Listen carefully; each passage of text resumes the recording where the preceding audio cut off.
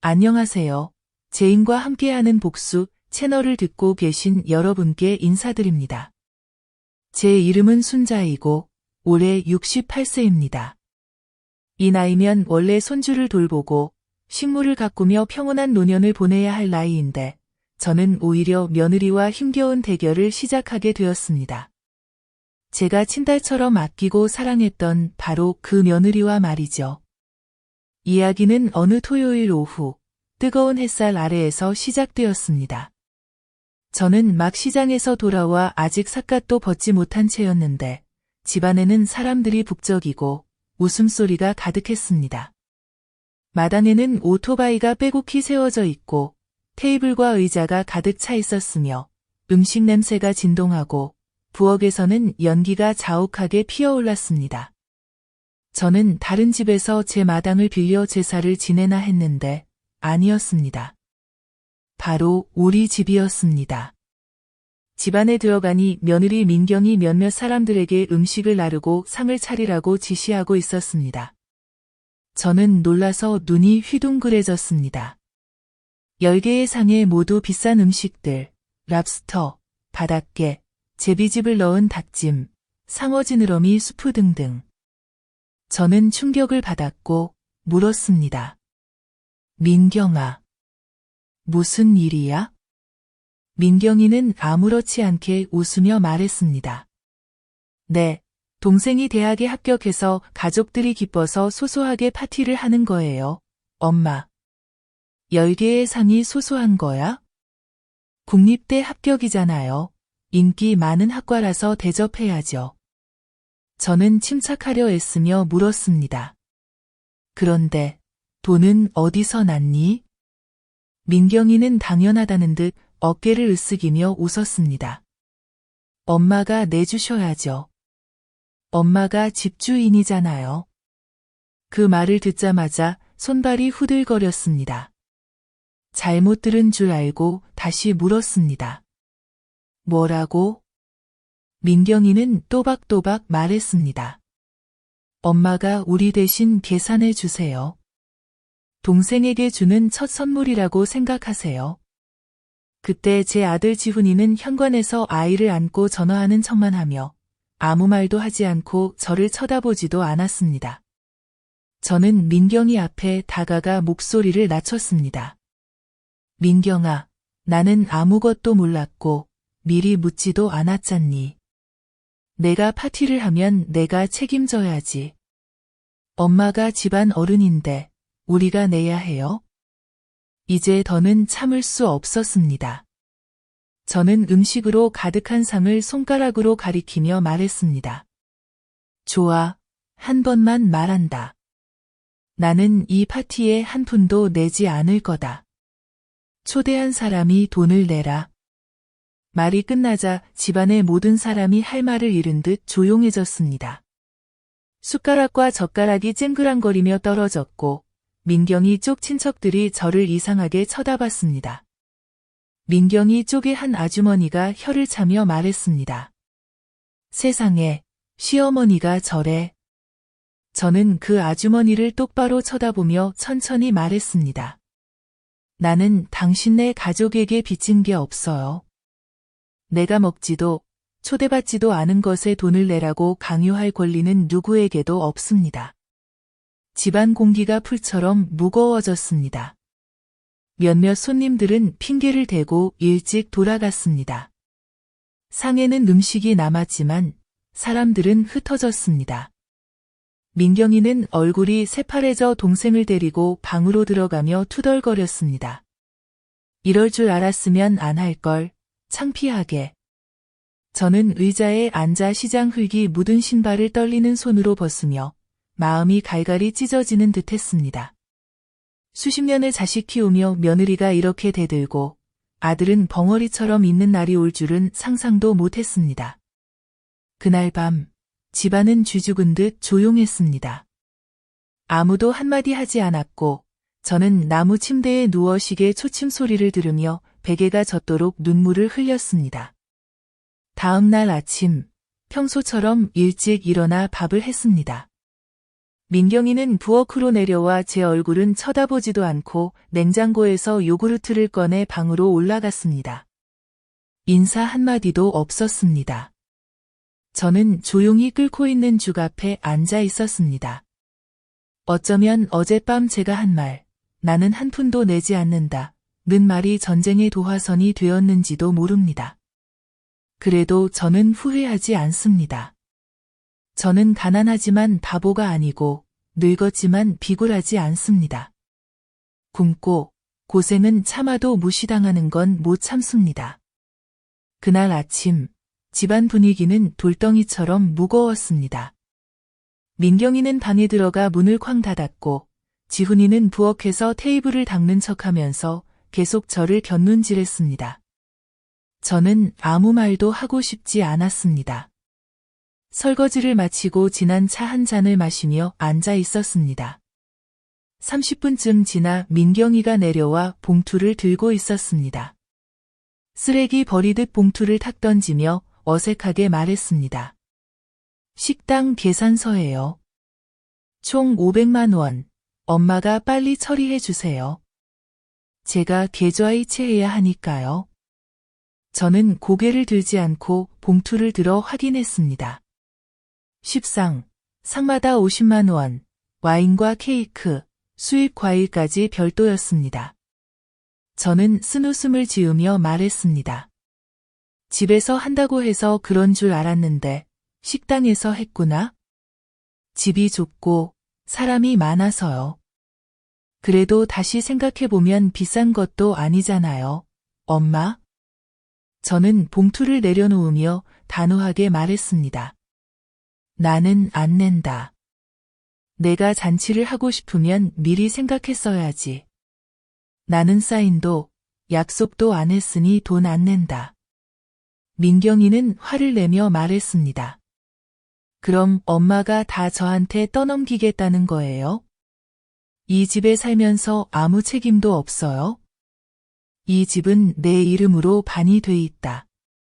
나는 너희한테 계산 따진 적 없지만 나는 현금 인출기가 아니다. 민경이는 비웃듯이 말했습니다. 그래요. 이제 엄마가 책임 없다고요? 그럼 밖에 나가서 사람들한테 다 말하세요. 이런 시어머니가 어딨어. 저는 일어나 민경이를 똑바로 바라보며 말했습니다. 그래, 말할게. 이 집안 모두에게 말할 거야. 나는 누구에게도 빚진 게 없고 내 자식이 이용당하는 걸 가만히 보고만 있지 않을 거야. 그 말이 끝나자 지훈이가 다가와 말했습니다. 엄마, 그만해요. 제발, 더 이상 일을 키우지 마세요. 저는 그를 바라보며 마음이 무너졌습니다. 너는 내 아내 체면을 위해 내가 조용하길 바라지만 내 엄마 체면은 짓밟아도 되냐? 그는 고개를 숙이고 아무 말도 하지 않았습니다.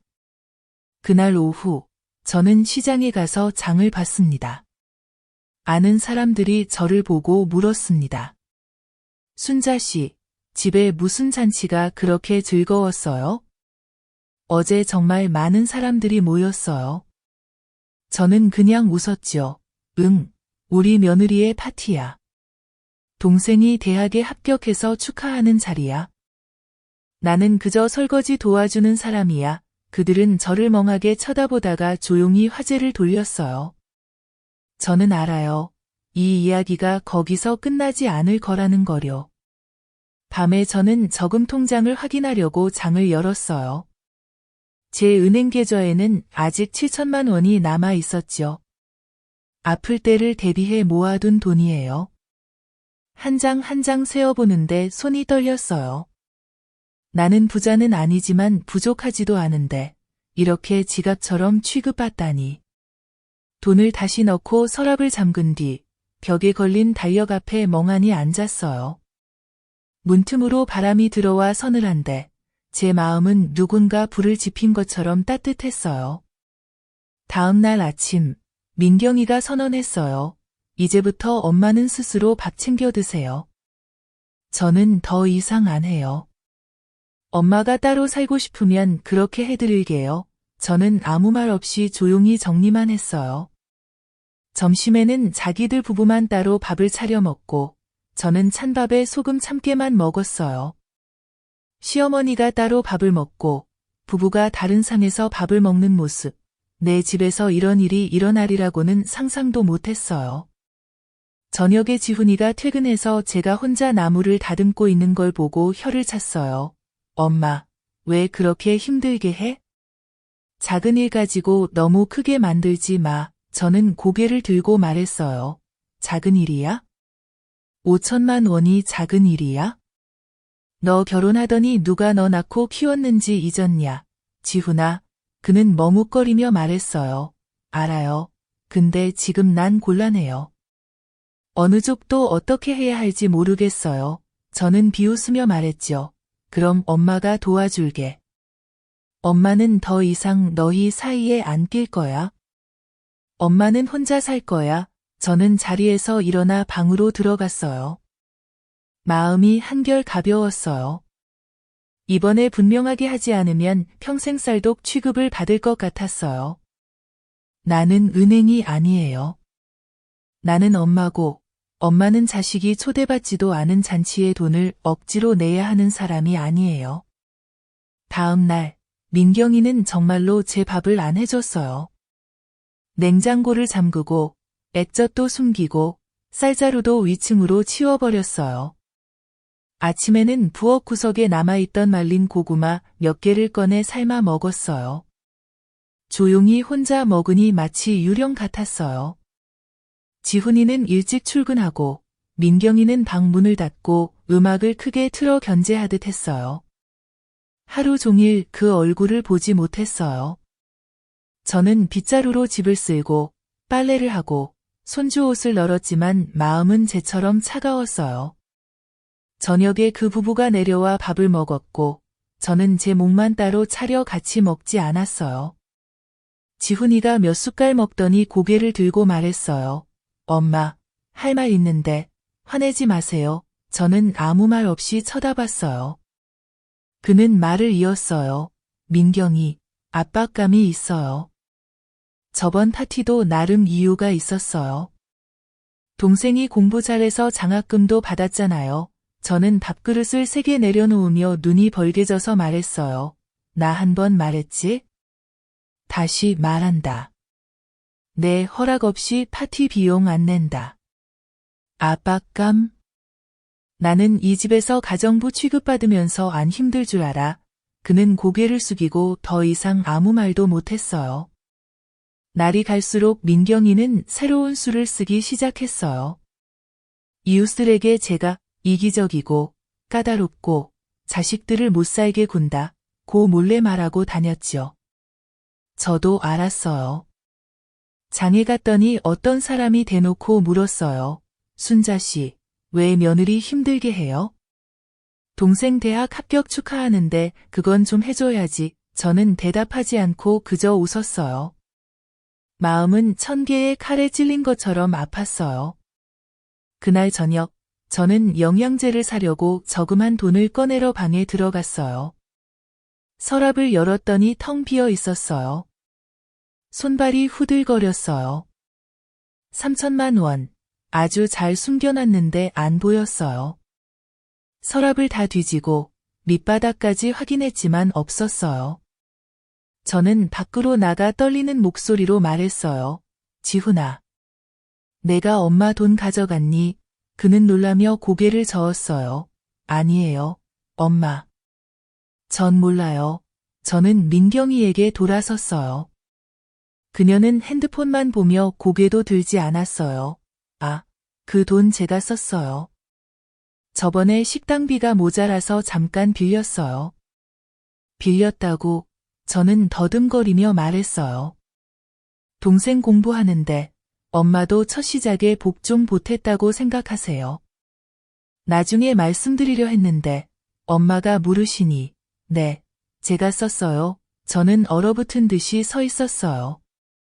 빌린다는 말도 없이 남의 서랍을 몰래 뒤져서 저는 숨이 가빠져 의자에 주저앉았고 심장이 멎을 것 같았어요.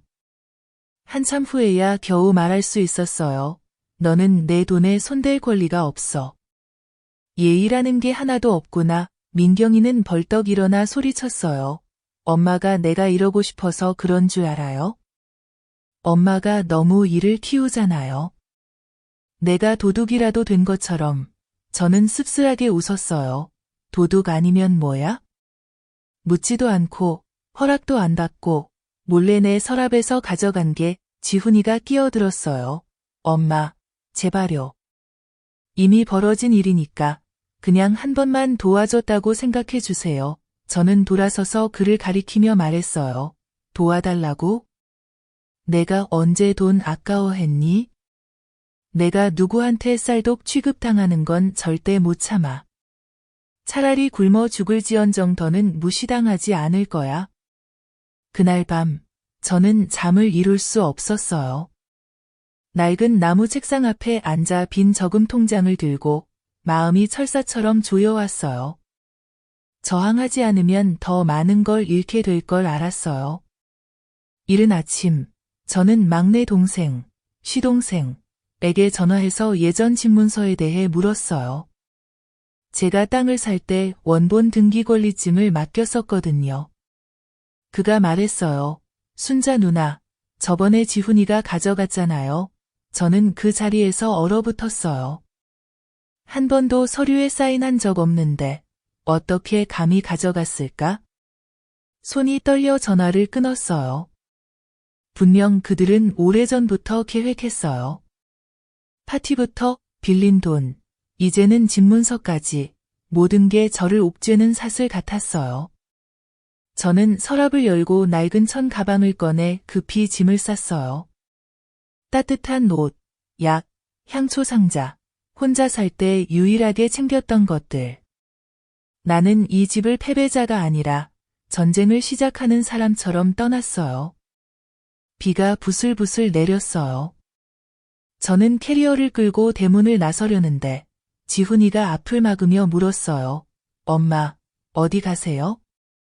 나는 그것을 보지 않았다. 엄마는 명예를 되찾으러 간다. 나는 비가 올 것 같은 시각에 집을 나섰다. 비는 세차지 않지만 고르게 내렸다. 내 마음속 분노처럼 은근하게, 거세지 않지만 멈추지도 않았다. 나는 가방을 들고 좁은 골목길로 발을 내디뎠다. 속이 뒤틀리는 듯 아팠다. 돌아갈 곳이 없어서가 아니라 며느리에게 교묘하게 쫓겨나고 아들은 모른 척하는 날이 올 줄 몰랐기 때문이다. 나는 버스 정류장에 들러 혜자에게 전화를 걸었다. 예전 시장에서 같이 팥죽을 팔던 친구다. 지금은 광장시장 근처 하숙방에 혼자 산다. 혜자야, 나 이제 갈 곳이 없어. 며칠만 재워줄 수 있겠니? 잠시 정적이 흐르고 문 여는 소리가 들렸다. 어서 와, 오면 다 얘기해. 나는 거의 1시간 동안 버스를 탔다. 비에 어깨가 젖었지만 춥지 않았다. 추위는 내 몸이 아니라 마음에 있었다. 이 시간쯤이면 손주를 안고 차를 마시고 있어야 할 내가 떠돌이처럼 떠도는 신세라니. 도착하니 혜자가 따뜻한 국수와 마른 옷을 내주었다. 나는 국수를 다 먹고 10접시 잔치 이야기부터 돈을 빼앗기고 서명을 위조당하고 등기권리증을 빼앗긴 일까지 전부 털어놓았다. 혜자는 말을 마치자마자 책상을 내리쳤다. 고소해야지. 아무 서류도 없이 등기권리증을 가져가? 그 사람들이 널 뭘로 보는 거야? 나는 눈물이 글썽이었다. 내 자식을 법정에 세우고 싶지 않아. 하지만 이제는 선택의 여지가 없어. 혜자는 서랍을 뒤져 오래된 서류철을 꺼냈다. 내가 아는 변호사가 있어. 이 친구 정말 좋아. 나도 불효자 조카랑 땅 나눌 때 부탁했어. 내일 내가 데려가 줄게. 나는 망설였다. 혜자야, 내가 아직 기회가 있을까? 그 사람들이 서류를 다 챙겼을 텐데. 혜자는 단호하게 고개를 끄덕였다. 있지. 지명이가 원래 내 거잖아. 내 서명을 위조했다면 법에서 심판할 거야. 그날 밤 나는 잠을 이루지 못했다. 천장만 계속 바라봤다. 눈을 감을 때마다 민경이 비웃으며 내 돈을 가져갈 때 한 말이 떠올랐다. 엄마도 인생 첫 복 덕분에 좀 보태는 셈치세요. 복. 몰래 서류를 위조하고 시어머니 돈을 훔치는 게 복이라고? 그런 복은 쥐약보다 독하지. 이튿날 이른 아침, 혜자는 나를 은서라는 이름의 변호사 사무실로 데려갔다. 서른이 조금 넘은 듯 작은 체구에 목소리는 부드럽지만 단호한 여자였다. 그녀가 물었다.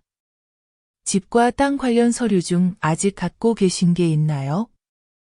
나는 예전에 땅을 샀을 때의 계약서, 복사본 몇 장을 꺼냈다.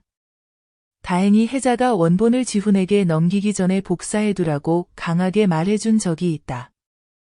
은서가 서류를 보며 물었다. 여기 사인하신 게 맞으시죠? 네, 맞아요. 저는 누구에게도 양도 서류에 서명한 적이 없어요. 그 사람들이 서류를 언제 가져갔는지 모릅니다. 은서는 서류를 넘기며 내게 말했다. 서명 위조가 의심된다면 법의학 감정을 신청할 수 있습니다. 위조가 확인되면 이는 문서 위조 행위로 형사 책임을 물을 수 있습니다. 등골이 오싹해졌다. 그런 일까지 벌어질 줄은 몰랐다. 그래도 마음은 조금 놓였다. 내가 미친 것도 망상도 아니었다. 나는 정말 속은 것이었다. 그날 오후 나는 은서와 함께 지훈이 서류를 만들었던 공증사무소에 갔다. 나는 땅을 사는 척하며 등기권리증 명의를 슬쩍 물었다. 직원이 시스템을 조회하고 아무렇지 않게 말했다. 지금은 지훈 씨와 민경 씨 명의입니다. 이전 주인은 순자 씨고 6개월 전에 아들에게 증여한 서류가 있습니다. 나는 침착함을 유지하려 애썼으나 손이 떨렸다. 6개월 전? 그때 나는 계단에서 넘어져 병원에 입원 중이었다. 내가 어떻게 공증하러 갈 수 있었겠는가? 나는 은서에게 조용히 말했다. 그 시기 병원에 입원한 증거가 있어요. 그녀는 고개를 끄덕이며 미소 지었다. 좋아요. 증거가 많을수록 서류를 뒤집기 쉽죠. 그날 밤 하숙방에 돌아와 나는 남편의 영정 앞에 앉았다. 눈물로 말했다. 여보, 미안해요. 우리 집을 지키지 못했어요. 하지만 이번엔 절대로 그들이 다 빼앗아가게 두지 않을 거예요. 나는 내가 가진 모든 것을 목록으로 만들기 시작했다. 내 이름으로 된 전기세, 수도세 고지서, 병원 진료 기록, 땅 매매 서류, 집을 처음 지었을 때 찍은 사진까지. 나는 한때 아무것도 남지 않았다고 생각했다. 하지만 아니었다. 내게는 자존심이 남아 있었다. 이번엔 누구도 내 자존심을 짓밟게 두지 않을 것이다. 나는 변호사 은서와 계속 서류를 준비했다. 종이 한 장 한 장이 집을 짓기 위해 고생하며 한 푼 두 푼 모았던 시절을 떠올리게 했다.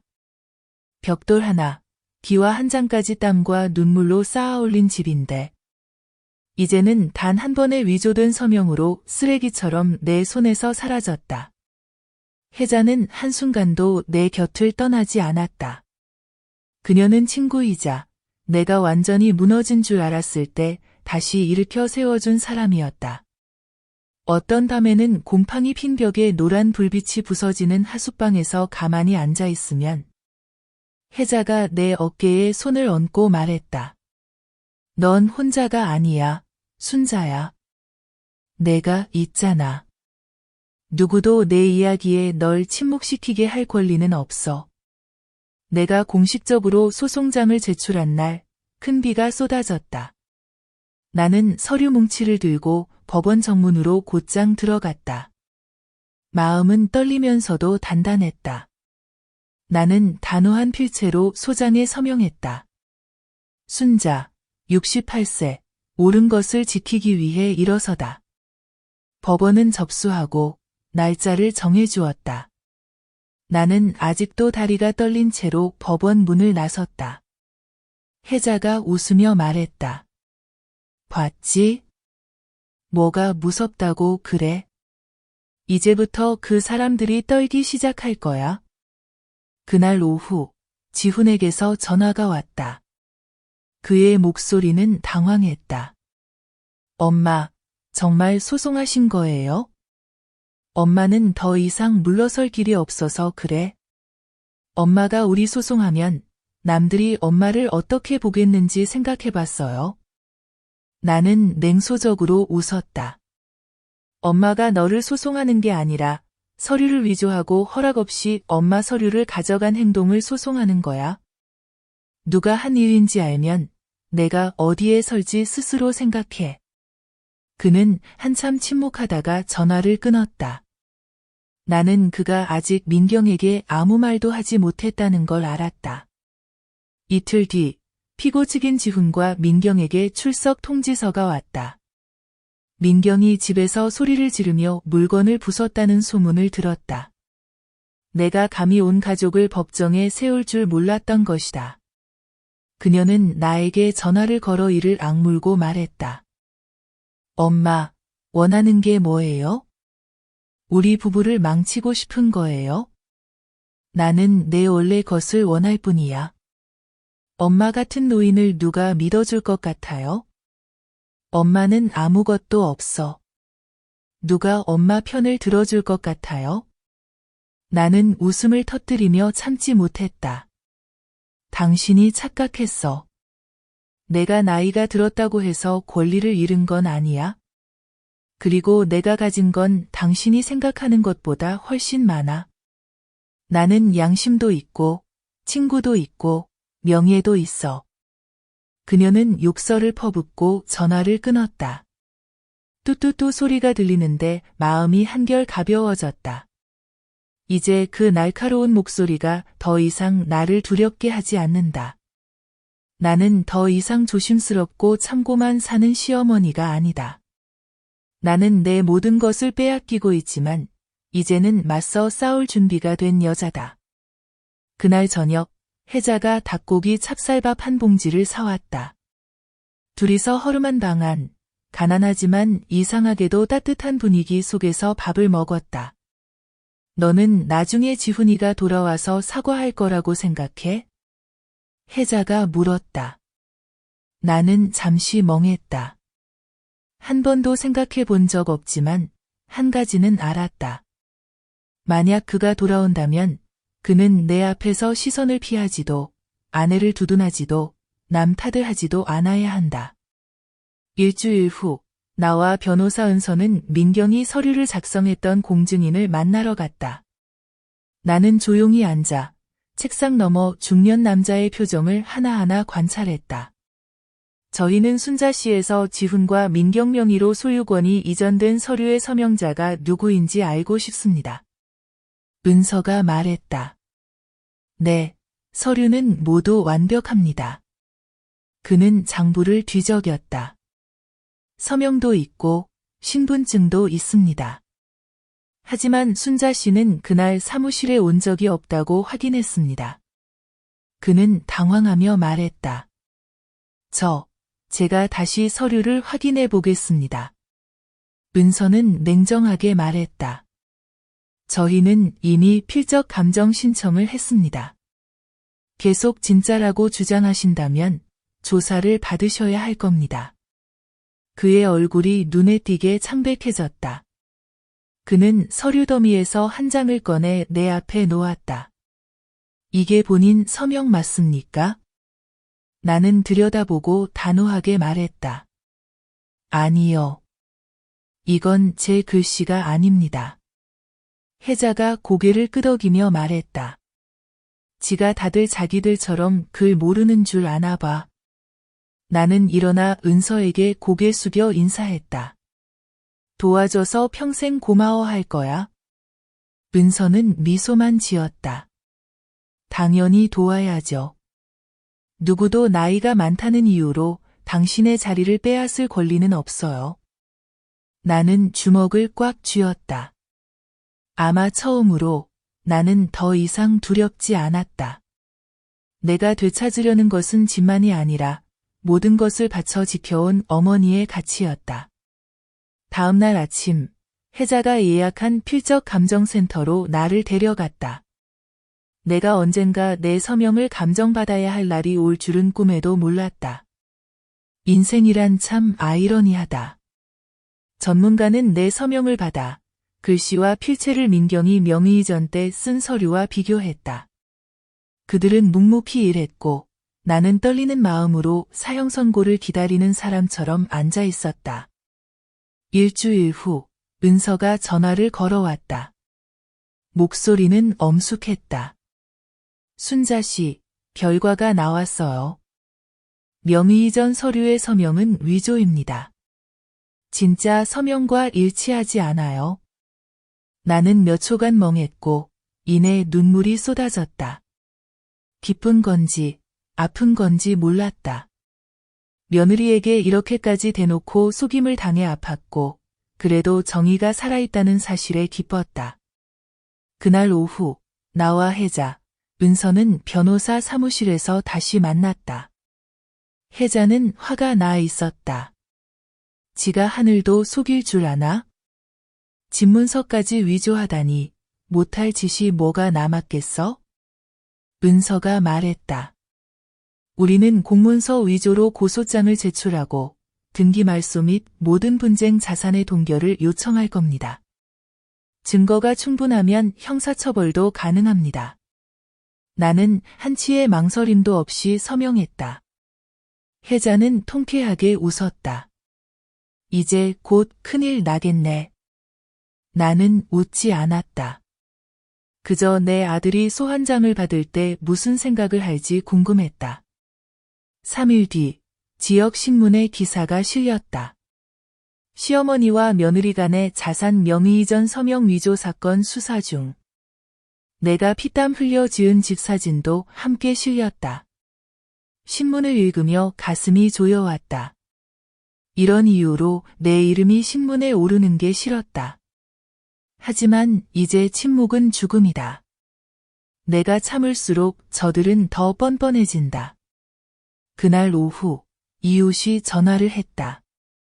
순자 씨, 신문에서 이름 봤어요. 세상에, 며느리가 그럴 줄 누가 알았겠어요.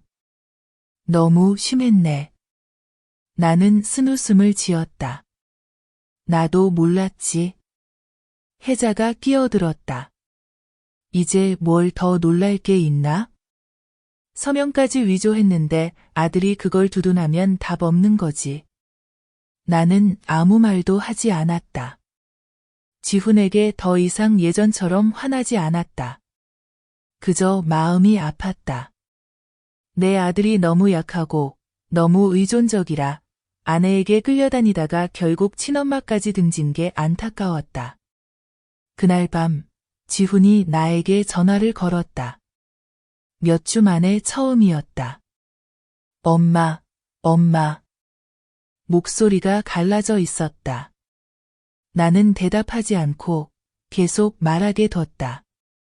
엄마, 미안해요. 민경이가 그렇게까지 할 줄 몰랐어요. 그냥 대출받기 쉽게 명의만 바꾼 줄 알았어요. 나는 멈췄다.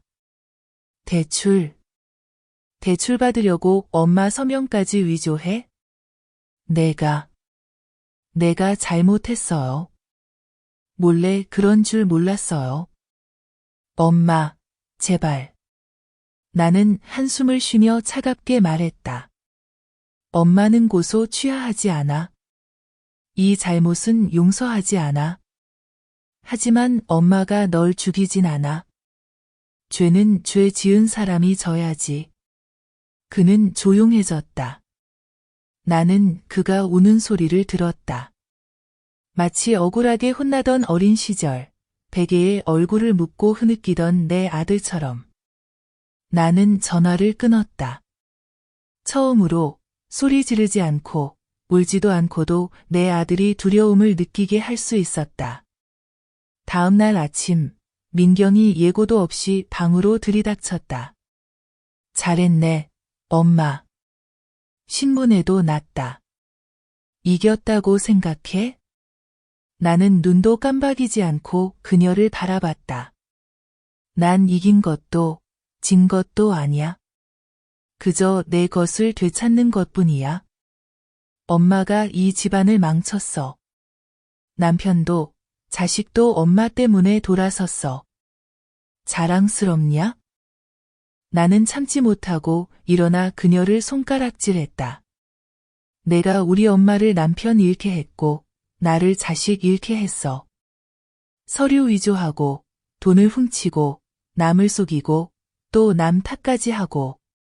넌 어떻게 살고 있니? 그녀는 창백해진 얼굴로 비웃듯 말했다. 엄마가 늙어서 누가 불쌍해해 줄 알아? 돈도 없고, 집도 없으면 아무것도 아니야. 나는 잠시 멈췄다가 침착하게 말했다. 그래, 난 늙었어. 그래도 난 명예가 있어. 집을 얻으려고 명예를 팔진 않아. 넌 어때? 그것이 소리치며 문을 박차고 나가자 혜자가 뒤쪽 방에서 나와 한숨을 쉬었다. 내 말이 맞아. 소리칠 필요도, 때릴 필요도 없어. 한마디면 충분히 입을 다물게 할 수 있지. 나는 자리에 앉아 차를 따랐다. 혜자가 물었다. 속상하지? 나는 잠시 말이 없었다가 조용히 말했다. 응, 하지만 나는 후회하지 않아. 일주일 후 법원에서 양측을 직접 대질하라는 소환장이 왔다. 나는 회색 아우자이를 입고 낡은 롤라를 쓰고 손에 서류 뭉치를 안고 갔다. 혜자가 내 옆을 말없이 걸었지만 나는 그녀가 내 손을 꼭 잡고 있는 걸 알았다. 신문실은 허름했다. 플라스틱 의자 4개, 나무 책상 하나, 맞은편에 법원 직원이 앉아 있었다. 나는 왼쪽에, 오른쪽에는 민경과 지훈이 앉았다. 나를 보자 지훈은 고개를 숙였고 민경은 팔짱을 끼고 입술을 굳게 다물었다. 직원이 내게 물었다. 순자 씨, 양도 서류에 서명하지 않으셨다는 게 확실합니까? 나는 단호히 답했다. 나는 한 번도 서명한 적 없고 동의한 적도 없습니다. 그가 민경에게 물었다. 민경 씨, 하실 말씀 있으신가요?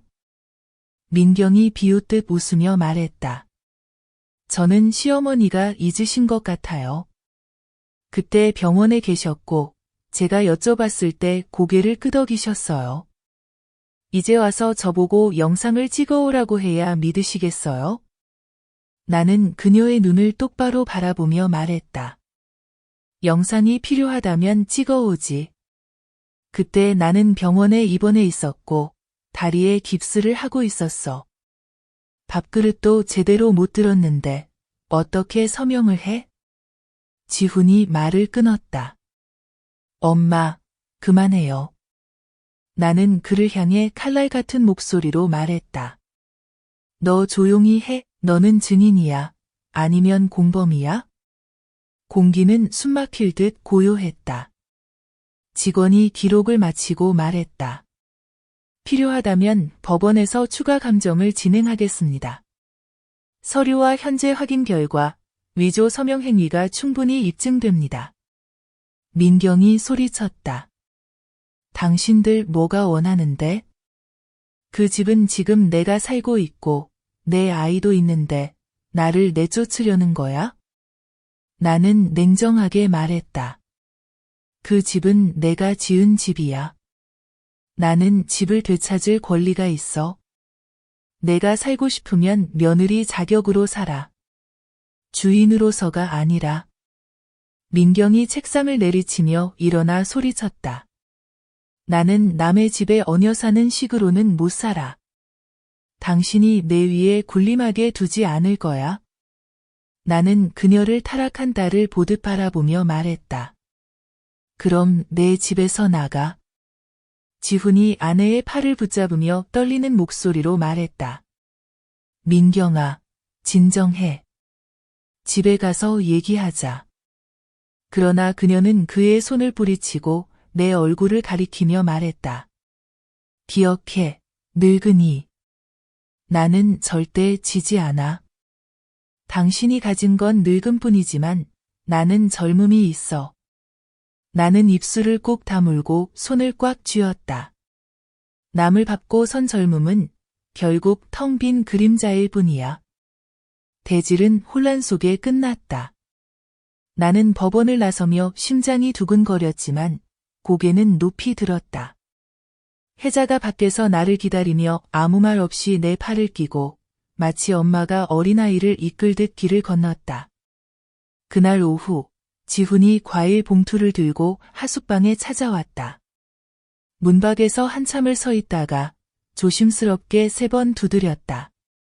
문을 열자 그는 야위고 머리는 헝클어졌으며 눈은 깊게 꺼져 있었다.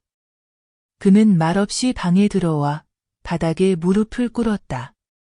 엄마, 아내를 용서해 주세요. 철없었어요.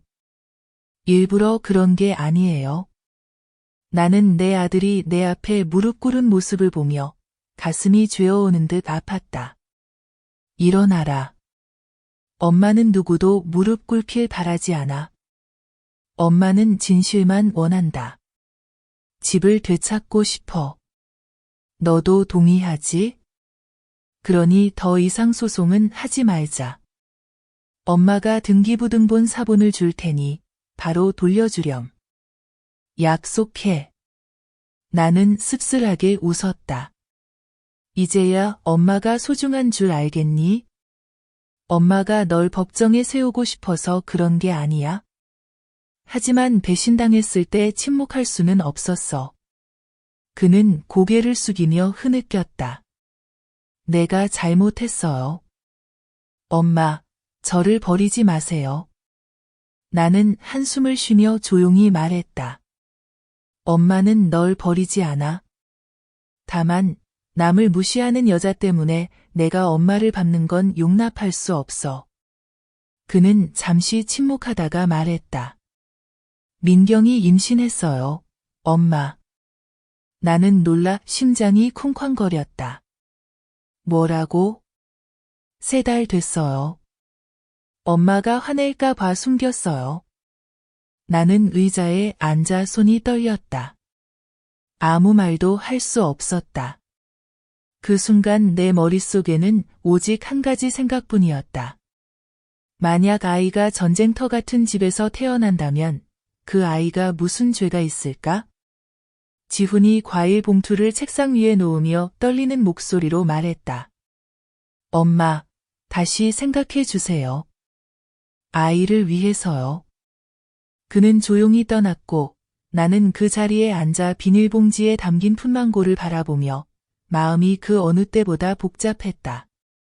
그날 밤 나는 혜자와 하숙집 처마 밑에 앉았다.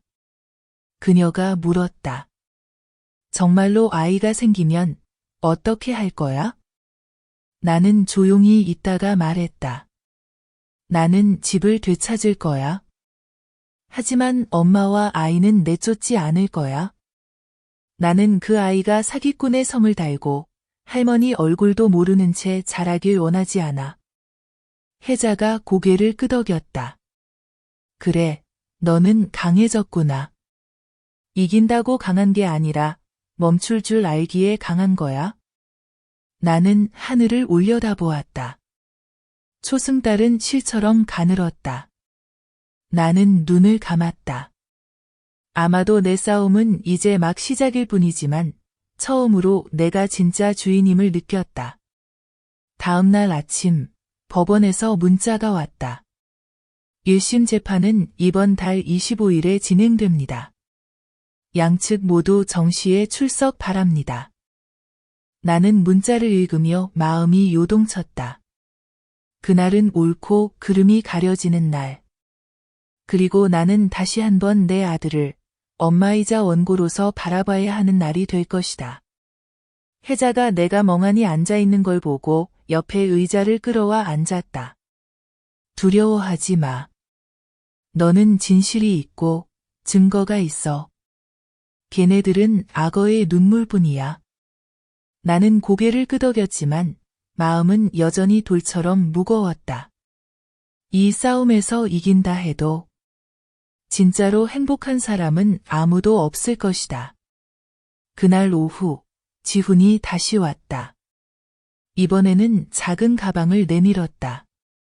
엄마, 서류예요.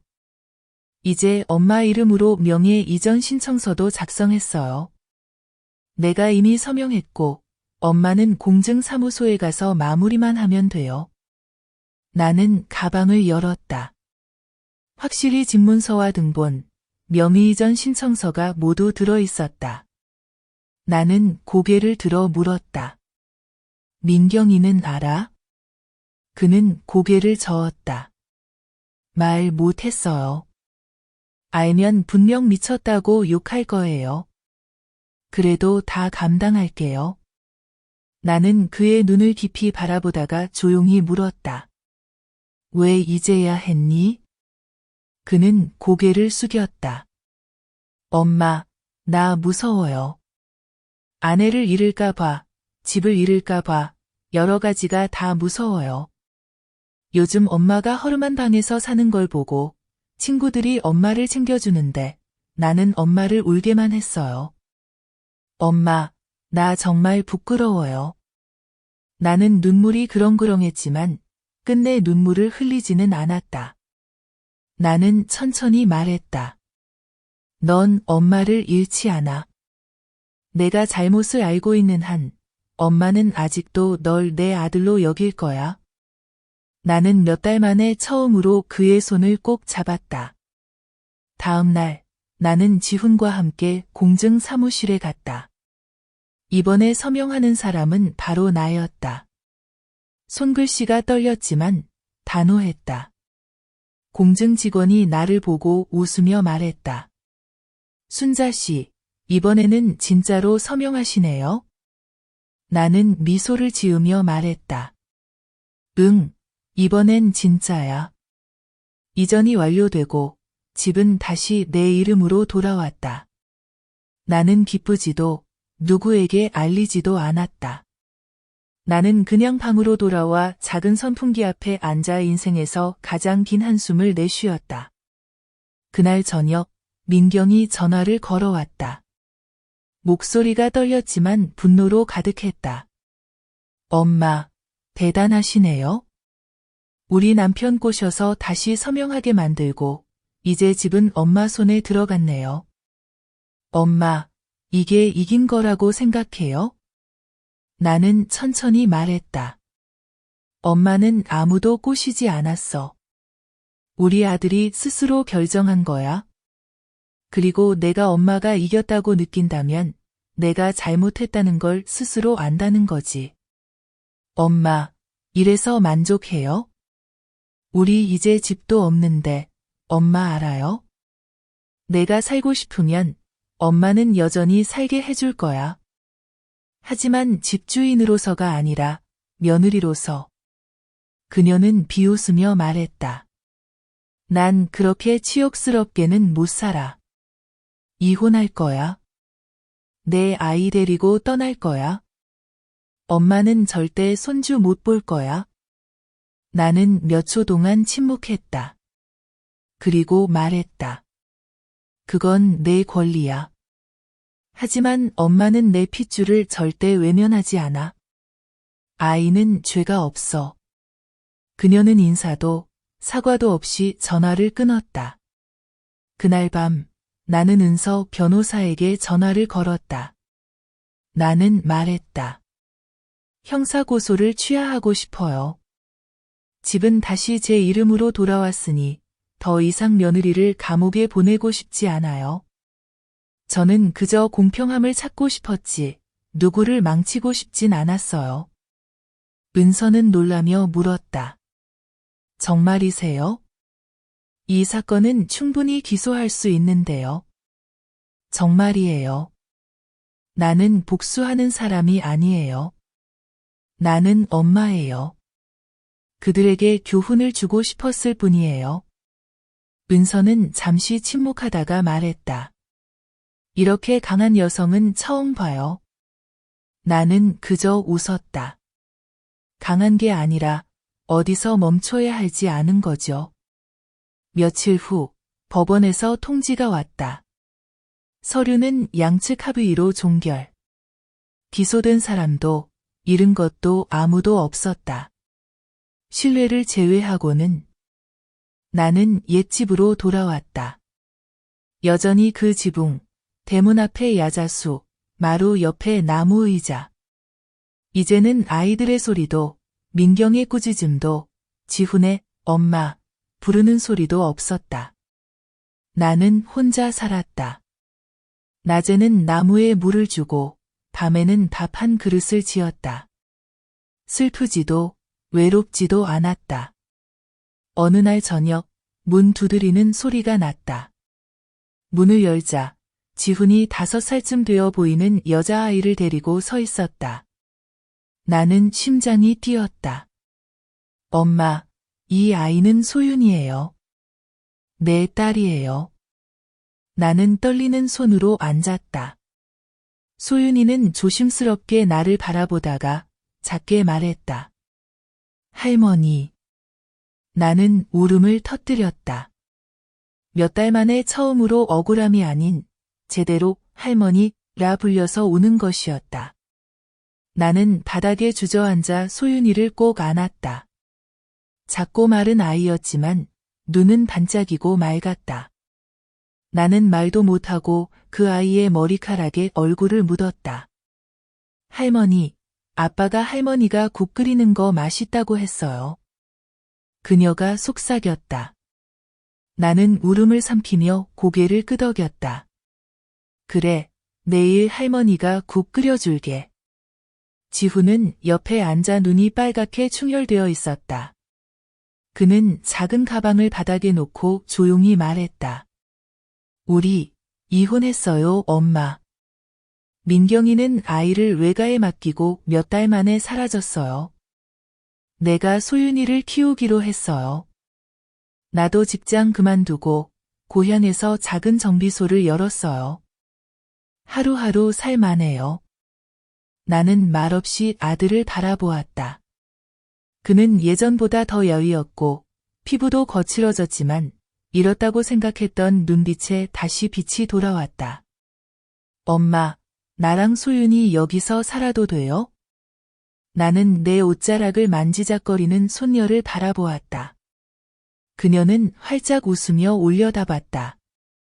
할머니 집에 고양이 있어요? 나는 웃으며 눈물을 흘렸다. 있지. 쥐도 있어. 할머니 대신 잡아줄래? 아이는 북을 두드리듯 고개를 끄덕였다.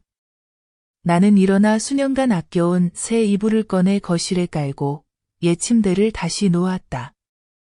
예전엔 지훈이 그 침대에서 잤고 이제 손녀가 그 위에 눕는다. 인생의 원이 돌고 돌아 마치 폭풍이 한 번도 지나가지 않은 듯 했다. 그날 밤 나는 오랜만에 가족과 함께 첫 번째 저녁밥을 지었다. 새우를 넣어 끓인 배추국, 계란부침, 흰 쌀밥. 소윤이는 밥새 그릇을 뚝딱 먹으며 물었다. 할머니, 내일 시장 같이 가요? 그래, 할머니가 데려다 줄게. 내가 장바구니 들어줄래? 네. 아이는 선물이라도 받은 듯 신이 났다. 나는 지훈을 바라봤다. 그는 말없이 밥을 먹었지만 마음속에 뜨거운 감정이 들끓고 있다는 걸 알았다. 그날 저녁 밥상은 화려하지도 잔치도 아니었지만 밥알 하나하나가 내 마음의 금을 메워주는 듯했다. 다음 날 나는 일찍 일어나 녹두죽을 조금 더 끓여 이웃집에 나누어 주었다. 저 돌아왔어요, 사모님. 여사님, 저 기억하세요? 모두 놀라면서도 기뻐했다. 그들은 나에게 이것저것 물으며 소윤이를 보며 감탄했다. 와, 손녀예요? 엄마랑 똑 닮았네. 나는 그저 웃었다. 민경 이야기는 꺼내지 않았다. 더 이상 할 말도 없었다. 점심 무렵 두 할머니와 손녀가 낮잠을 자고 지훈은 마루에 앉아 마당을 바라봤다.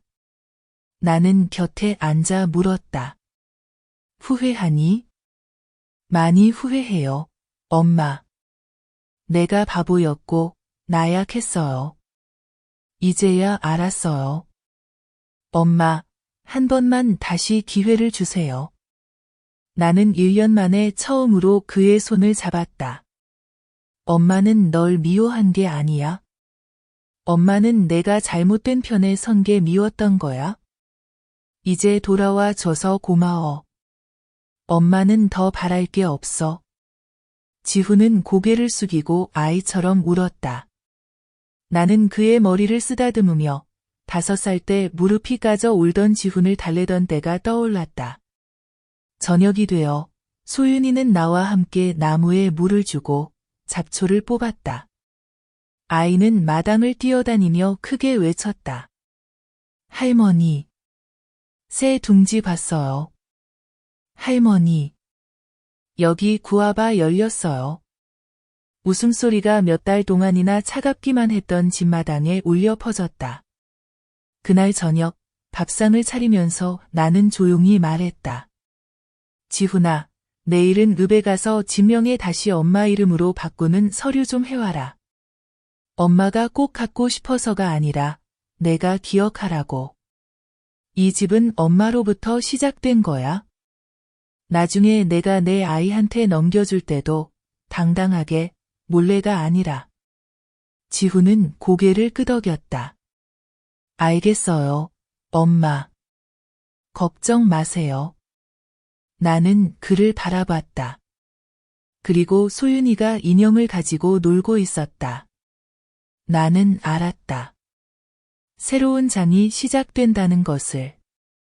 더 이상 분노도 복수도 필요 없다. 나는 잃어버린 세월을 다시 찾을 수는 없지만 남은 것들은 내가 지킬 수 있다. 맑은 정신으로, 제때의 사랑으로, 그리고 나이 들어 배운 모든 지혜로. 어느 날 오후, 나는 오래된 서류를 정리하다가 만기된 통장 안에 끼워진 손편지를 발견했다.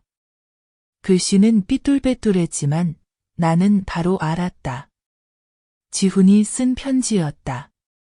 몇 달 전쯤 쓴 것 같았다. 엄마, 이 편지를 읽고 있다면 나는 더 이상 엄마를 마주할 용기가 없다는 뜻이에요. 미안해요. 내가 잘못했어요. 그런데 어디서부터 고쳐야 할지 모르겠어요. 나는 그 부분을 읽다가 눈물이 쏟아졌다.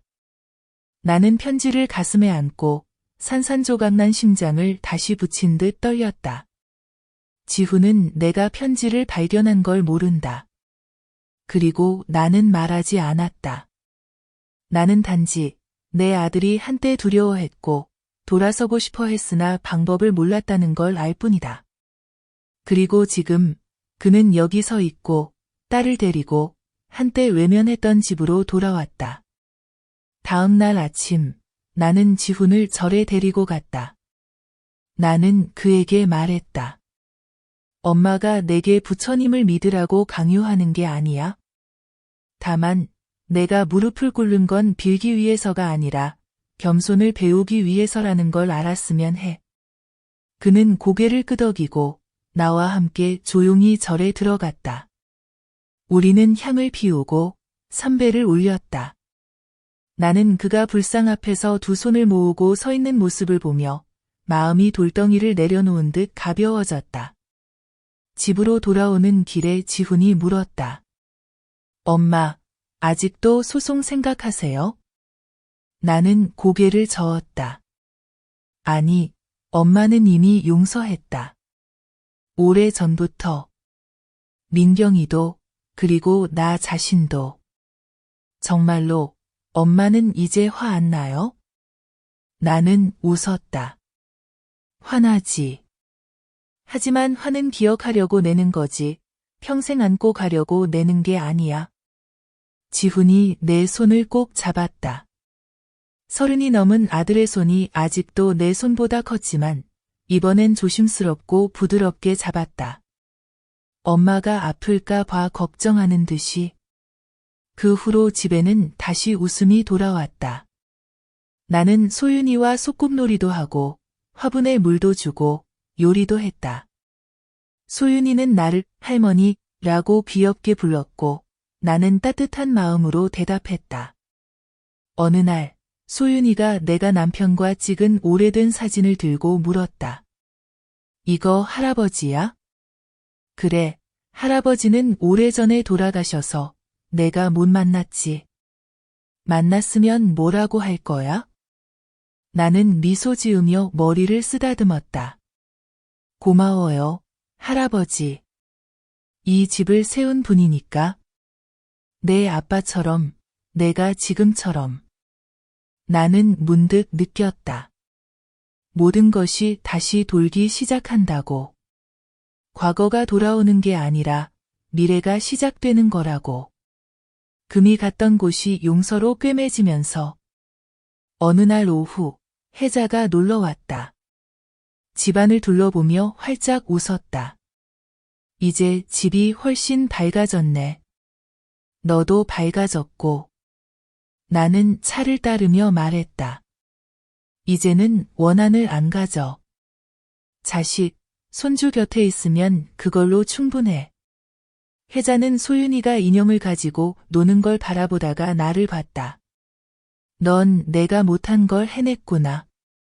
용서. 나는 조용히 웃었다. 용서는 약해서가 아니야.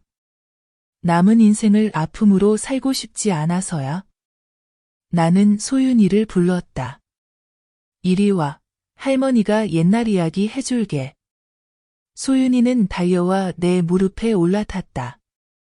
나는 그녀를 안고 이야기했다. 옛날에 한 할머니가 있었단다. 집도, 자식도, 명예도 다 빼앗겼지. 하지만 그 할머니는 많이 울지 않았어. 조금씩 되찾으러 다녔지. 미워서가 아니라 사람들에게 늙은이도 함부로 해서는 안 된다는 걸 알려주고 싶어서. 소윤이는 눈을 동그랗게 떴다. 그럼 할머니는 다 되찾았어? 그럼 다 되찾았지. 하지만 제일 기뻤던 건 사랑을 되찾은 거야. 소윤이는 고개를 끄덕였다. 나도 그런 할머니가 되고 싶어. 나는 소윤이를 꼭 안았다. 누군가 내 오름을 인정해주지 않아도 상관없다. 내 무릎에 앉아 할머니라고 믿음 가득히 불러주는 아이 하나면 나는 이미 이겼다는 걸 안다. 며느리에게 이긴 것도 법정에서 이긴 것도 아니다. 나 자신에게 이긴 것이다. 어느 이른 아침, 나는 아침밥을 준비하다가 대문 앞에 차가 멈추는 소리를 들었다. 내다보니 민경이었다. 긴 코트를 입고 선글라스를 쓴 채 손에는 캐리어를 끌고 있었다. 나는 놀라지도 급히 나가지도 않았다. 민경은 나를 보며 선글라스를 벗었다. 눈이 부어 있었다. 소윤이 좀 만나고 싶어요. 목소리가 잠겨 있었다. 나는 고개만 끄덕이고 말없이 집에 들어가 소윤이를 불렀다. 소윤이는 인형을 가지고 놀다 고개를 들었다. 누구야? 할머니? 엄마 오셨다. 나가서 인사드려. 소윤이는 천천히 일어나 나갔다. 민경은 무릎을 꿇고 두 팔을 벌렸다. 소윤아, 엄마가 많이 보고 싶었어. 하지만 소윤이는 가만히 있었다. 달려가지도 웃지도 않았다. 왜 그래? 엄마야. 민경이 떨리는 목소리로 말했다. 소윤이는 나를 바라보며 조용히 말했다. 할머니, 나 엄마랑 안 가고 싶어. 나는 말이 막혔다. 민경도 놀란 듯 얼어붙었다. 뭐라고 했니? 민경이 다가오자 소윤이는 한 걸음 물러서 내 손을 잡았다. 엄마가 나 버렸잖아. 할머니가 나 돌봐줬어. 나는 할머니랑 있을래. 민경은 맥이 풀려 바닥에 주저앉았다. 나는 소윤이를 데리고 집 안으로 들어갔다. 잠시 후 지훈이 돌아왔다. 상황을 보고 놀랐다. 민경, 여기 왜 왔어? 민경은 일어나 소리쳤다. 당신이 다 가져가 놓고 뭘 물어? 집도, 남편도, 애도 다 잃고 난 이제 뭘 가져? 내가 몇 달 동안 애를 버리고 갔잖아. 아무 말도 없이. 이제 와서 뭘 원해? 나는 내 딸을 보고 싶어. 민경이 이를 악물고 말했다. 나는 나가서 천천히 말했다. 내가 손주 만나는 걸 막진 않아. 하지만 여기엔 더 이상 내 것이 없어. 당신. 민경은 얼굴이 붉어져 일어섰다. 당신 정말 좋겠지? 집도, 남편도, 내 딸도 다 뺏어가고. 당신이 잘못했어요. 당신이 모든 것을 스스로 잃었고, 나는 원래 내 것이었던 것만 지켰을 뿐이에요. 지훈은 말없이 있었고, 민경은 더 이상 참지 못하는 듯이 흐느껴 울기 시작했다. 나 파산했어. 우리 부모님 회사가 소송을 당해서 갈 곳이 없어. 여기 돌아오면 적어도 누군가는 나를 아껴줄 줄 알았어. 그 말을 들으니 마음이 갑자기 약해졌다. 나는 민경을 불쌍히 여기지 않지만 모든 것을 잃은 한 사람을 외면할 수도 없었다. 며칠 여기 있어도 돼요? 바깥방에서요. 나는 당신을 쫓아내지도 용서하지도 않아요. 은서인 나는 원수로 원수를 갚는 사람이 아니에요. 민경은 눈을 동그랗게 뜨고 믿기지 않는다는 듯이 말했다. 당신이 나를 쫓아내지 않아? 나도 이 집에서 쫓겨난 적이 있어. 그 기분을 알아. 그녀는 처마 밑에 주저앉아 얼굴을 감싸고 흐느끼며 울었다. 더 이상 오만하지도 독한 말도 하지 않았다. 그날 밤 소유는 여전히 내 방에서 잤고 민경은 처마 밑에 내가 준 얇은 이불을 덮고 웅크리고 누웠다. 혜자가 놀러 왔다가 그 모습을 보고 눈을 크게 떴다. 너 미쳤냐? 아직도 저 사람을 받아주다니? 나는 차를 따라주며 조용히 웃었다. 내가 받아주는 게 아니야. 자기 자신과 마주하게 두는 거지. 어디에 있든 다시는 선을 넘지만 않으면 돼. 혜자는 고개를 저었지만 더 이상 잔소리는 하지 않았다. 그녀도 알았다. 내가 한번 결심하면 아무도 막을 수 없다는 걸. 어느 밤 나는 물을 마시러 일어났다가 민경이 마당에 앉아 있는 걸 보았다. 그녀는 조용히 소윤의 옷을 하나씩 아주 조심스럽게 개고 있었다.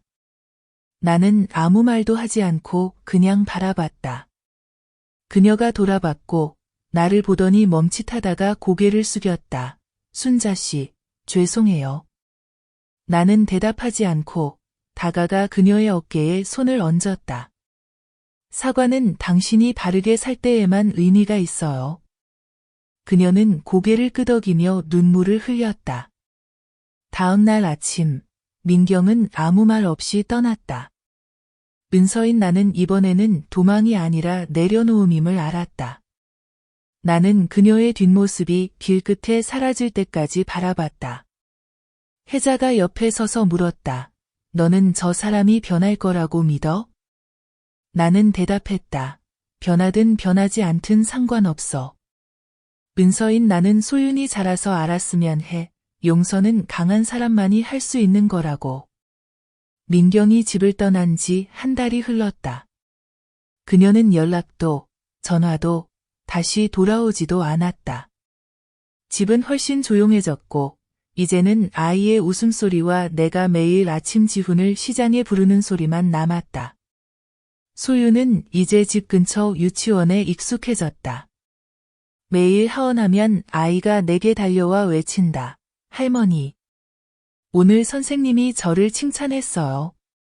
나는 아이를 안아 볼에 뽀뽀하며 말했다. 그래, 우리 손녀는 착해야지. 지훈도 점차 안정을 되찾았다. 그는 집에서 자동차 수리를 시작했고 손님들이 꾸준히 드나들었다. 사람들은 아직도 작년의 소문을 잊지 못했지만 나는 신경 쓰지 않았다. 중요한 것은 그가 고개를 숙이고 다시 시작할 줄 안다는 것이다. 어느 날 나는 옷장을 정리하다가 옛날 내 결혼식 한복을 보았다. 아이보리색의 금색 레이스, 태국산 비단으로 만든 옷이었다.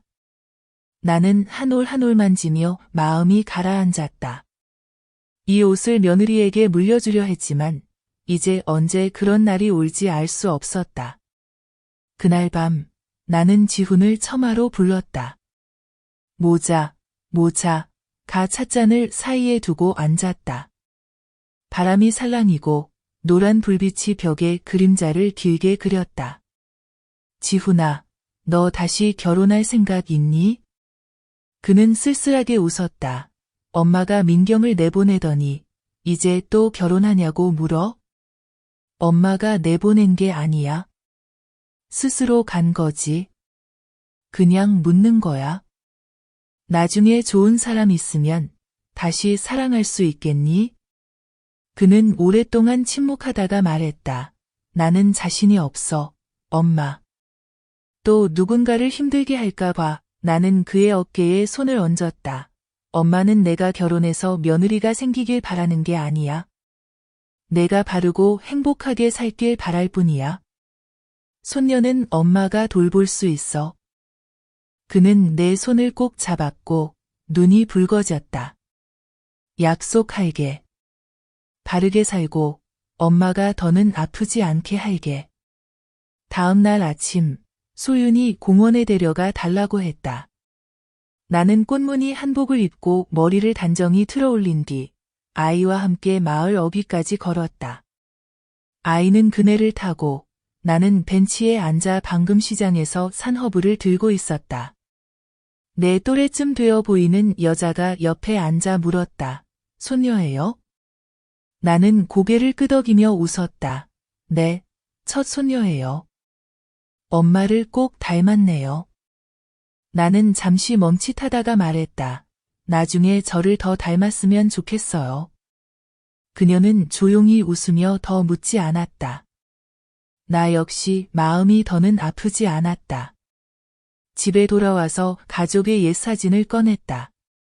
지훈이 민경과 결혼했을 때 찍은 사진, 온 가족이 웃으며 즐거워하던 모습이었다. 나는 그 사진을 오래 바라봤다. 한때 이 사진을 찢어버리고 싶었던 적도 있었지만 은서인 지금은 한숨만 쉬고 다시 액자에 넣었다. 나는 잊지 않았지만 더는 원망하지 않았다.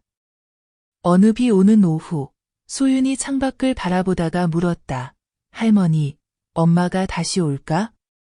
나는 잠시 멈춰 아이 곁에 앉았다. 올 수도 있고 안 올 수도 있어. 은서인 엄마를 미워하지 마. 어른들은 복잡한 게 많아서 다 말할 수 없을 때도 있단다. 아이는 고개를 끄덕이며 나를 안았다. 할머니, 어디 가지 마세요. 할머니 잃을까 봐 무서워요. 나는 아이를 꼭 안으며 가슴이 아렸다. 나는 속으로 생각했다. 그날 내가 약해져 포기했다면 지금 이렇게 손녀의 이런 말을 들으며 이 자리에 있을 수 없었을 거라고. 그날 밤 폭우가 쏟아졌다. 나는 소윤에게 줄 이불을 꺼내려고 장롱을 열었다. 문득 옛날 집문서들을 숨겨두었던 헌청 가방이 눈에 띄었다. 나는 그 안에 모든 서류를 꺼내 정리했다. 처음으로 소송 준비가 아니라 진짜로 한 장을 덮는 마음이었다. 나는 스스로에게 말했다. 나는 폭풍을 지나왔다. 피해자가 아니라 내 인생의 키를 잡는 사람이 되기 위해서. 나는 가방을 접어 가장 깊은 서랍에 넣고 잠갔다. 내일은 절에 갈 것이다. 남편에게 향을 올리고 모든 이야기를 들려줄 것이다. 내가 쓰러지지 않았고, 집도 남아있고, 자식도 돌아왔고, 손녀도 건강하다고. 그리고 나는 여전히 나, 68세 순자, 한때 배신당했던 엄마, 이제는 이 집의 온기를 지키는 사람이라고. 다음 날, 나는 마음에 다짐한 대로 절에 갔다. 향과 과일, 하얀 백합 한 송이를 들고. 가는 길에 소윤이 물었다. 할머니, 절에 할아버지도 있어요?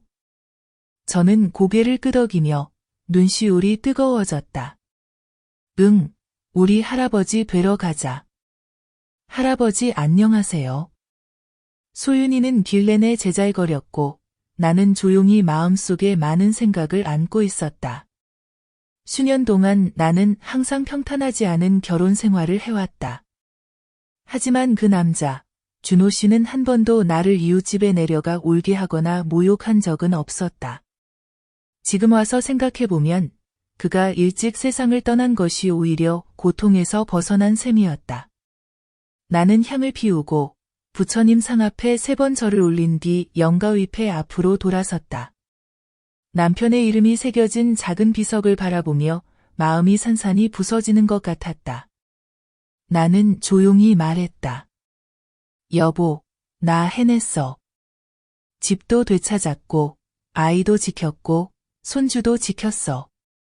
우리가 더 이상 함께하진 못하지만 우리가 함께 쌓아온 것을 절대 허무하게 만들지 않았어. 나는 모든 이야기를 털어놓았다. 아무에게도 말하지 못했던 이야기까지. 쓸쓸한 방에서 잠 못 이루던 밤들. 재판과 위조 서류에 대한 이야기. 민경이 떠난 일, 지훈이 아이를 데려온 일도 모두. 나는 울지 않았다. 그저 조용히 이미 떠난 이와 속삭이듯 말했다. 소윤이는 내 옆에 앉아 나를 따라 두 손을 모으고 눈을 감았다. 할아버지, 저 소윤이에요. 저 착하게 잘 지내요. 걱정 마세요. 나는 할아버지가 들으셨는지 알 수 없었다. 그러나 두 할머니와 손녀가 절을 마치고 절을 나설 때 내 마음은 한결 가벼워졌다. 집으로 돌아가는 길에 혜자가 전화를 걸어왔다. 너 괜찮아? 응, 괜찮아. 곧 설에 팔떡 다시 만들러 갈 거야. 정말? 또 떡 만들어서 돈 벌 생각이야? 응, 재미로 하는 거지. 이제 손주도 도와줄 수 있어.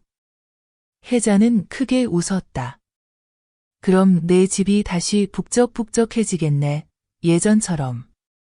나는 아무 말도 하지 않고 그저 미소만 지었다. 집에 도착하자마자 나는 부엌을 청소하기 시작했다.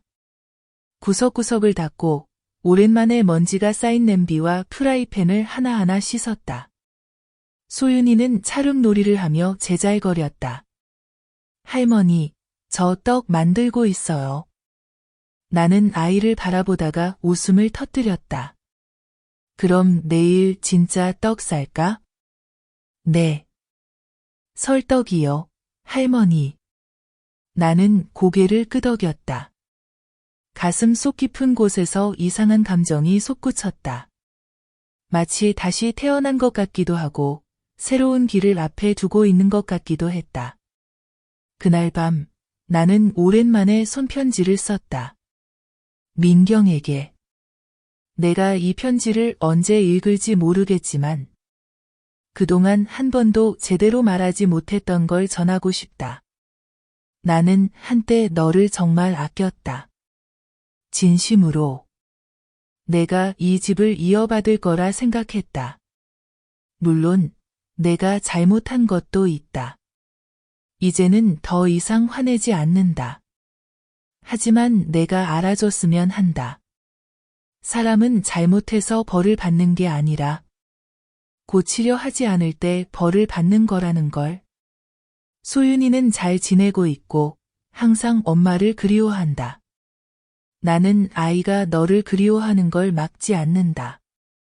그리고 아이가 원망을 품고 자라게 두지 않을 것이다. 언젠가 내가 정말 다시 시작하고 싶다면 먼저 아이에게 사과하는 것부터 시작하길 바란다. 그리고 잘 살아라. 나는 편지를 접어 봉투에 넣고 서랍에 넣었다. 보내지 않았다. 강요하지 않았다. 그저 거기에 두었다.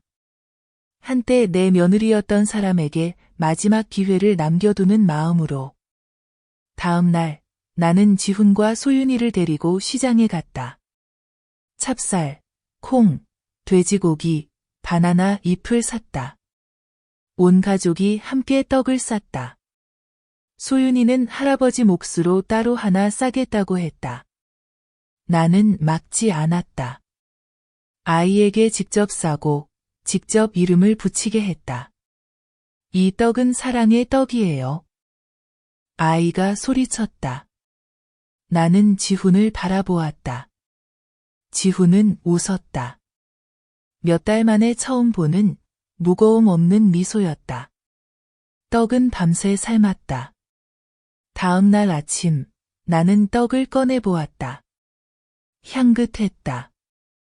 찹쌀은 쫀득하고 속은 짭조름하면서도 달았다. 나는 떡 한 덩이를 꺼내 내 토막으로 잘라 이으신 두 할머니, 육 할머니께 나눠드렸다. 모두 감탄했다. 순자 할머니, 올해도 손맛이 예전 같네.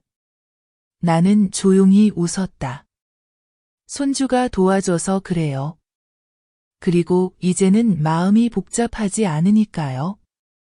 모두가 떡을 한 입 베어 물었다. 그 순간 나는 느꼈다. 모든 상처가 약이 필요한 건 아니구나. 시간과 용서, 그리고 약간의 따뜻함이면 충분히 치유될 수 있다는 것을. 일주일 뒤, 내가 마당을 쓸고 있을 때, 지훈이 대문 밖에서 뛰어오며 편지 한 통을 내밀었다. 엄마. 서울에서 온 편지야. 엄마 이름 적혀 있어. 나는 받아들고 낯선 필체를 바라보며 손이 살짝 떨렸다.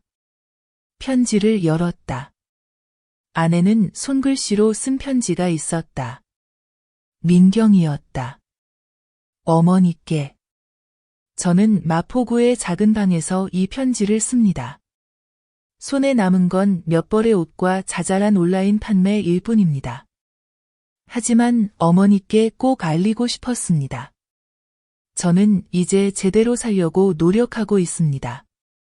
사과하는 말은 쉽지만 다시 시작하는 건 어렵다는 걸 압니다. 어머니의 용서를 바라는 건 아니고 다만 예전의 민경이 아니라는 걸 알아주셨으면 합니다. 아무것도 돌려받으려 하지 않습니다. 다만 소윤이를 만날 수 있게 해주시길 부탁드립니다. 나는 편지를 다 읽고 접었다. 더 이상 마음이 분노로 요동치지 않았다. 그저 한숨을 쉬었고 가슴 한구석이 연민과 아쉬움, 그리고 어딘가의 안도감으로 가득 찼다. 그날 저녁 나는 지훈에게 이 이야기를 해주었다. 지훈은 잠시 조용히 있다가 말했다. 엄마는 만나게 해줄 거야? 넌 어떻게 생각해? 진심으로 잘못을 고치고 싶다면 기회를 줘야 한다고 생각해. 나는 고개를 끄덕였다. 그리고 분명히 말했다. 만나게는 해주지만 아이 혼자 보내진 않을 거야. 아직 어리니 누가 옳고 그른지 모른다. 엄마는 손주가 옛 상처로 끌려가게 두지 않을 거다. 지훈도 동의했다. 2주 뒤 민경이 돌아왔다. 캐리어도 화장도 없이 한눈에 여위어 보이는 모습에 헌 티셔츠와 낡은 바지를 입고 있었다. 소윤이는 마당에서 놀다가 엄마를 보고 몇 초간 멈췄다가 집 안으로 달려왔다. 할머니, 엄마 왔어요. 나는 밖으로 나갔다. 민경은 대문 앞에 멈춰서서 두 손을 힘없이 늘어뜨리고 있었다. 안으로 들어와. 그녀는 고개를 들지 못한 채 집 안으로 들어왔다. 나는 돌벤치 하나를 가리켰다. 앉아. 지훈이 소윤을 데리고 나와 내 옆에 앉혔다. 민경은 아이를 바라보며 떨리는 입술로 말했다. 우리 잘 지냈니? 소윤이 고개를 끄덕였다. 네, 저 괜찮아요. 엄마가 미안해. 엄마가 잘못했어. 엄마가 널 버렸고 용서받을 자격도 없어. 은서가 엄마는 널 너무 보고 싶어. 나는 소윤이를 바라봤다. 아이는 대답하지 않고 내게 더 바짝 다가왔다. 나는 아이의 손을 꼭 잡고 말했다. 아직 준비가 안 됐으면 억지로 하지 마. 어른이 잘못하면 어른이 고쳐야지. 아이가 남의 잘못 때문에 자기 감정을 짊어질 필요는 없어. 민경이 고개를 끄덕이며 눈물이 주르륵 흘렀다. 나는 그저 아이를 한 번이라도 만나고 싶었어. 한 달에 한 번, 10분이라도 좋아. 내가 자격이 없는 거 알아? 내가 말을 끊었다. 이제 됐어.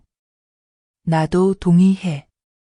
은서, 약속해야 해. 바르게 살아야 해. 다시는 떠나면 안 돼. 아이는 또 한 번 상처받을 수 없어.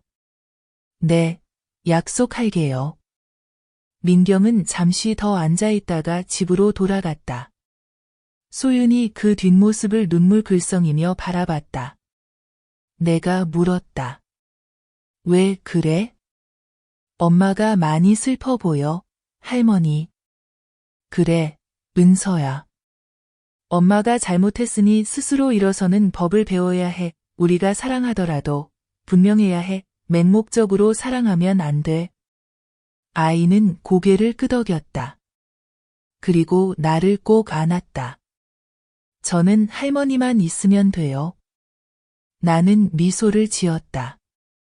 나는 민경을 이기고 싶지도 증명할 것도 없었다. 그저 소윤이처럼 순수하고 강인하며 집이 어디인지 아는 아이들을 지키고 싶을 뿐이었다. 저녁에 나는 민경의 편지를 꺼내 나무 상자에 넣었다. 그곳엔 내게 가장 소중한 것들, 결혼사진, 집문서, 준호의 사진, 그리고 이제 민경의 진심 어린 첫 사과 편지가 담겨 있다. 나는 안다. 용서는 모든 걸 잊는 게 아니라 다시는 반복하지 않으려 기억하는 것, 그리고 증오에 휘둘리지 않을 만큼 차분해지는 것이다. 다음 날, 소윤이 그림을 그려 내게 주었다. 할머니, 보세요. 할머니, 아빠, 나, 그리고 엄마를 그렸어요. 엄마는 멀리 있지만 그림 안에 있어요. 나는 웃으며 눈물을 흘렸다. 그래, 그게 맞지? 인생에 한 번이라도 있었던 사람은 영원히 내 그림의 한 부분이야. 가까이 있든 멀리 있든. 나는 아이를 품에 안고 속삭였다. 우리 집은 완벽하지 않지만 진짜 집이란다. 그날 아침 나는 마당에서 채소를 자르고 있다가 오토바이 한 대가 대문 앞에 멈추는 걸 봤다. 뒷자리에 앉은 여자는 민경의 엄마, 미숙이었다. 나는 허리를 펴고 옷자락에 손을 닦은 뒤 밖으로 나갔다. 미숙이 오토바이에서 내려 어색하게 나를 바라봤다. 순자 씨, 나 문제 일으키러 온 거 아니에요. 그냥 잠깐 보고 싶어서요. 나는 집에 들어오라고 하지도 태도를 보이지도 않았다. 그저 박넝쿨 옆 돌벤치만 가리켰다. 앉으세요. 그녀는 앉아 머리를 쓸며 한숨을 쉬었다. 우리 집 사정 다 아시죠? 민경이가 떠난 뒤 우리도 무너졌어요. 남편은 중풍에 회사도 망했고 민경이는 잠깐 있다가 짐 싸서 또 떠났어요. 나는 가볍게 고개를 끄덕였다. 놀랍지 않았다. 지금은 한 달에 얼마씩 돈만 보내고 서울에서 근근히 살아요. 소윤이랑 순자 씨 만났다고 내게 말하더라고요. 순자 씨가 기회를 줬다고도? 나는 침묵했다. 그녀는 고개를 숙였다. 요구하러 온 건 아니에요.